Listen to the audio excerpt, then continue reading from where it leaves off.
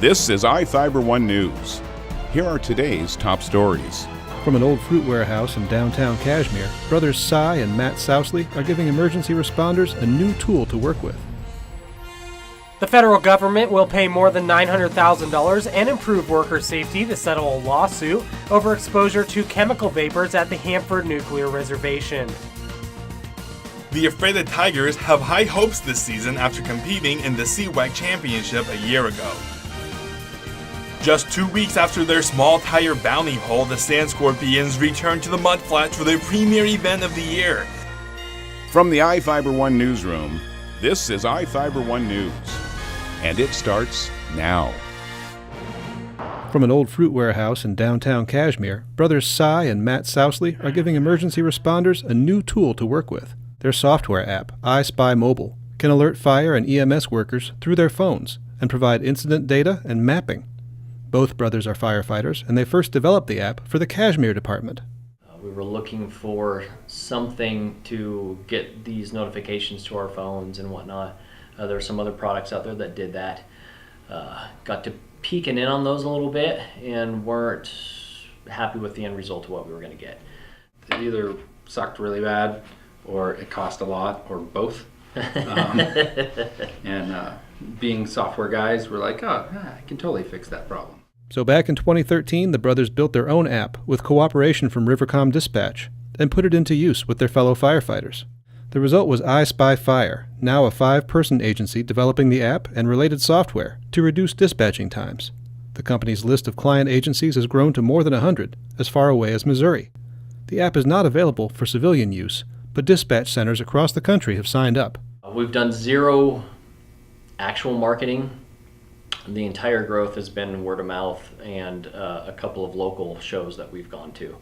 Matt says helping out first responders as an app developer is a lot like helping out as a firefighter. I mean, at the end of the day, that's why we volunteer as firefighters. We're just trying to help our communities, and we've kind of figured out a way to help other people help their communities, and it's actually really pretty rewarding.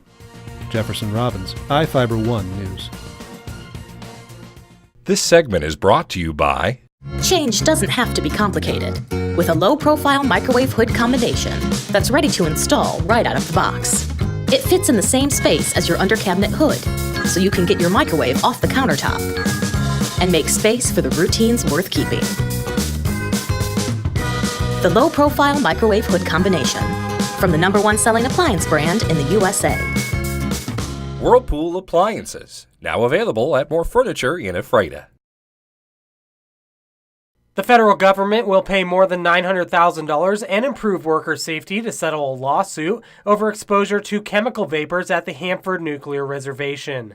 Washington Attorney General Bob Ferguson said Wednesday that the U.S. Department of Energy will test new technology to capture and destroy dangerous vapors that escape from nuclear waste storage tanks.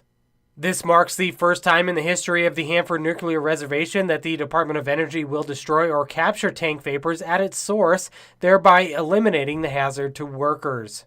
Ferguson says the settlement represents a major win for workers who have been getting sick for years. The state, Hanford Challenge, and the Pipefitters Union Local 598 sued the Energy Department and its tank farm contractor in 2015, seeking better protection for workers. The settlement puts that lawsuit on hold while the Energy Department tests and implements a new system to capture and destroy vapors escaping waste tanks. The tanks contain more than 50 million gallons of waste left from the past production of plutonium for the nation's nuclear weapons program. This is Joe Utter for iFIBER 1 News. This segment is brought to you by... Your taste buds bored? Well, then bring them to Jay's Teriyaki. Not only does Jay's have a variety of teriyaki dishes, they also offer mouth-watering salads and sides. Call Jay's 509-764-5155. Jay's Teriyaki, located at 123 East Broadway in Moses Lake, because it's all in the sauce. The Ephrata Tigers have high hopes this season after competing in the CWAC Championship a year ago. The Tigers have got out to a fast start, beating teams like Cascade and Ellensburg.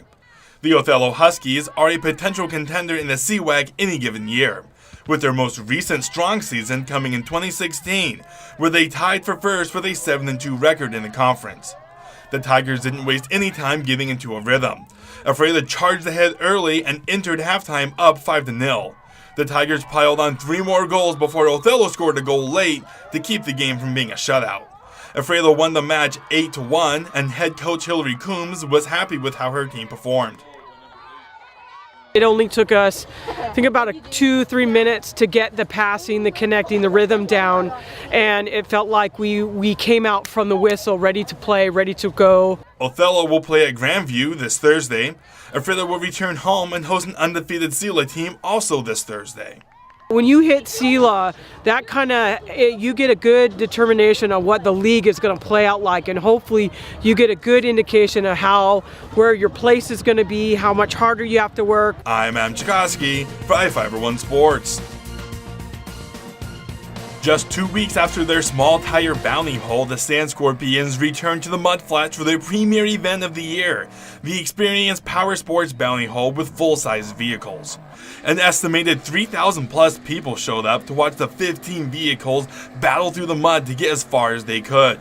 During the competition, all 15 vehicles got caught in the mud, although 2 made it through the entire pit in the freestyle fun runs after the competition. Al Zufal, Cameron Smith, Brian Hesse, Shane Prosp, and Don Grant were the top finishers in that order. Over $4,000 worth of cash and prizes were given to the winners.